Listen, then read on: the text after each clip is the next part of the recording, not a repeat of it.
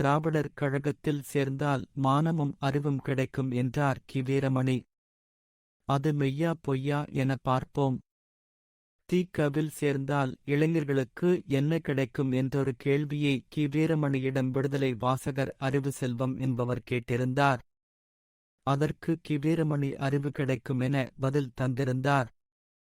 திராவிடர் கழகத்தில் சேர்ந்தால் மானம் கிடைக்குமாம், அறிவு கிடைக்குமாம். கிடைக்குமா கிடைக்காதா அல்லது என்ன கிடைக்கும் என்பதை பார்ப்போம். என்னை பொறுத்தவரையில் என்னை பின்பற்றி நடந்து வருபவர்கள் புத்திசாலிகளாயிருக்க வேண்டுமென்ற கவலை எனக்கு ஒரு சிறிதும் கிடையாது.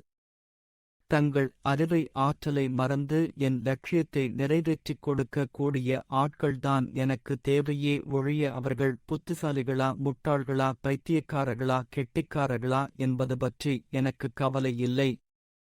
எப்போது உங்கள் மனசாட்சியும் பகுத்தறிவும் இடங்கொடுத்து நீங்கள் கழகத்தில் அங்கத்தினர்களாகச் சேர்ந்து விட்டீர்களோ அப்போதிலிருந்து உங்கள் பகுத்தறிவையும் மனச்சாட்சியையும் ஒரு புறத்தில் ஒதுக்கி வைத்துவிட்டு கழகக் கோட்பாடுகளைக் கண்மூடிப் பின்பற்றி நடக்க வேண்டியதுதான் முறை என்று குடியரசு மே 29, 1948 இதழில் ஈ.வே. ராமசாமி சொன்னதுதான்.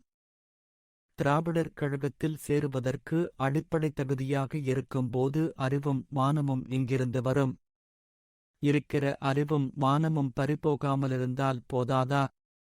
ஒருவன் திராவிடர் கழகத்தில் சேருவதற்கு முன்னால் அவனது அறிவு எப்படியிருந்தது, திராவிடர் கழகத்தில் சேர்ந்து பகுத்தறிவாதியான பிறகு அவன் அறிவு எப்படியிருக்கிறது என பார்த்தோமேயானால் அவனுக்கு மானம் வந்துள்ளதா அற்றிவு போயுள்ளதா என தெரியும். ஒருவன் வாழ்வில் சாதா அறிவு மட்டும் இருந்தபோது நடந்தது. அவன் வசித்த பகுதியிலிருந்த ஒரு கட்சிக்காரன் வேலை வாங்கித் தருகிறேன் என்று பலரிடம் பல லட்சங்கள் பெற்று மோசடி செய்தான். பணக்காரனிடம் நியாயம் கேட்க அவன் போய் அழுதடியாகி காவல்துறை வரை விவகாரம் போனது. ஒரு அமைப்பில் சேர்ந்து பொது நலப்பணியில் ஈடுபட்டால் பாதுகாப்பு என ஒருவர் ஆலோசனை கூறி அவனை திராவிடர் கழகத்தில் சேர பரிந்துரைக்க அவனும் திராவிடர் கழகத்தில் சேர்ந்து விட்டான். கி. வீரமணி சொன்னது போல் அவன் அறிவும் மானமும் பெற்றவனாக உள்ளானா என பார்ப்போம்.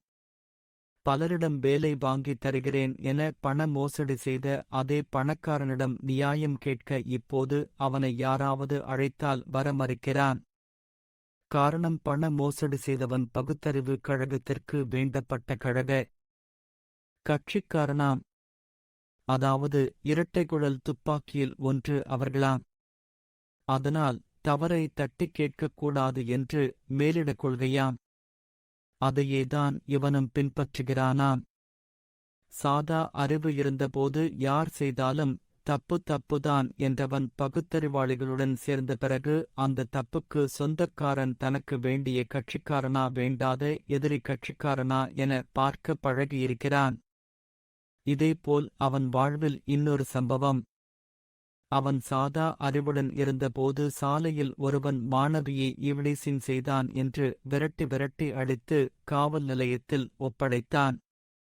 இப்போது திராவிடர் கழகத்தில் சேர்ந்து அவன் பகுத்தறிவுக்காரனாக மாறிய பிறகு அதே மாதிரியே ஒரு சம்பவம்.